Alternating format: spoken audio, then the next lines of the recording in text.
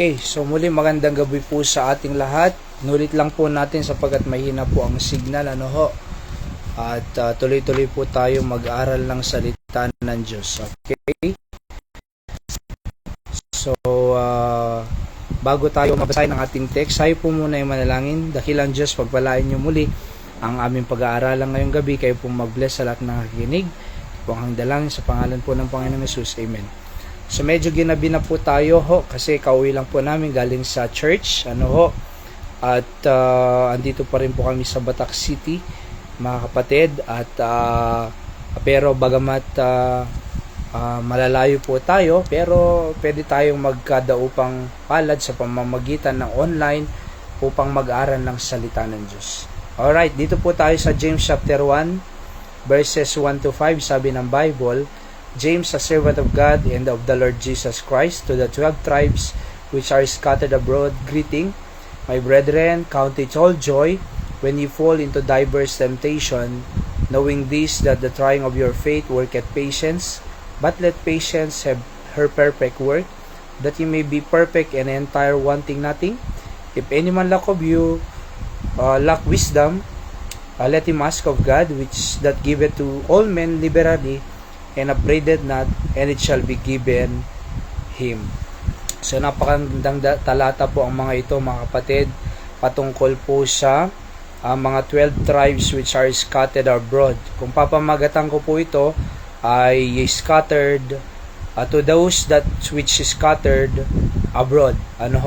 Sapagkat uso po noong araw sa mga apostle and sa mga kahit sa 12 tribes sa mga Israelites at kahit sa New Testament ang pagpipersecute sa mga pangangaral ng salita ng Diyos, mga kapatid. At dahilan po dyan, nagkalat po ang mga believers, mga Hudyo during this time. Pero sabi na ni James sa kanila na yung mga 12 tribes na scattered abroad, sabi niya, because of persecution, sabi niya, my brethren, count it all joy. So, ibilang yung katuwaan. Ibilang yung joy. Ano ba sa Tagalog yung joy? Kagalakan na na-fall kayo sa diverse temptation. Oo. Sapagkat po, sabi ko nga kanina, ay talagang palasak po sa mga Hudyo, sa mga believers of Christ, na i-persecute sila at magkahiwa-hiwalay, mga kapatid. Pero ang admonition po ni James dito sa kanila, count it all joy. Ibilang yung katuwaan, kasiyahan, ang lahat ng yan. Kasi po, maibilang, akalain nyo kung maibilang tayo na scattered man dahil pinersecute tayo, sapagkat dahil sa pangangaral ng salita ng Diyos, sa pagsunod sa ating Panginoong Hesukristo, kasiyahan nga po naman.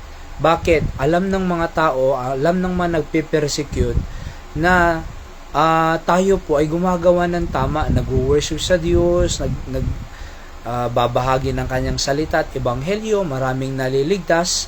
Ayaw ng diablo po yun Ayaw ng mga persecutor yun Pero sa Diyos, kasiyahan po sa kanya yun. Kalooban po ng Diyos yan. At talagang ganyan po ang nangyayari. Napipersecute ang mga Kristiyano, believers, pag sila ay gumagawa ng tama. Tingnan niyo po nung naligtas po tayo sa ating tahanan, ang unang naging nagpersecute sa iyo, yung hindi ligtas sa tahanan. Kasi hindi na nila naulawaan na yung ginagawa natin ay naayon sa Panginoon. 'Di ba? Lalo na pag professional ka, nagsuko ka ng buhay sa Panginoon, sasabihin nila, may pera ba dyan? Nababaliw ka na lahat sa decision mo. Pero hindi nila alam na the best na maglingkod sa Diyos. Bakit? Nilikha niya tayo Niligtas pa tayo.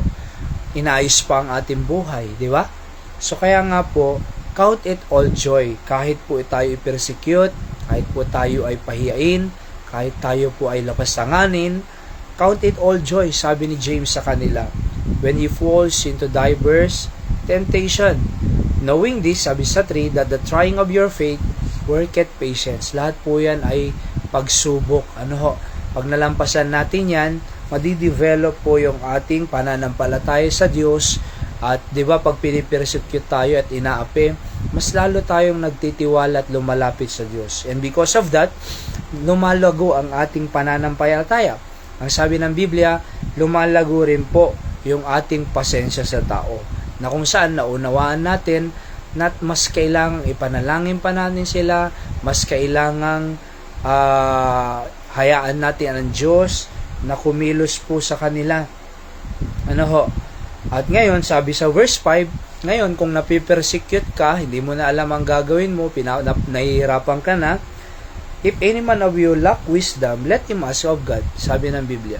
Kung hindi mo na alam ang gagawin mo, let him ask of God that give it to all men liberally, sabi ng Biblia, and upbraideth not, and it shall be given him.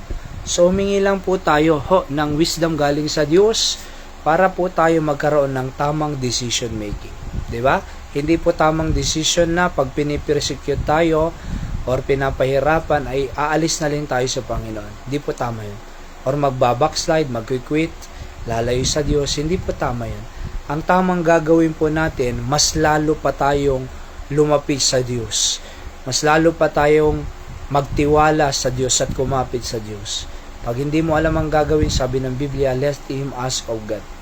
Bakit? Para magkaroon tayo ng wisdom kung ano ang tamang gagawin po natin. Sa buhay. At naniniwala po ako na makakapag-decision po tayo ng tama na naayon sa kalooban ng Diyos. Kaya mga kapatid, anumang persecution, anuman ang kansyaw sa atin, sa ginagawa natin para sa Panginoon, okay lang po yan. Ibilang mong joy yan, sabi ng Biblia.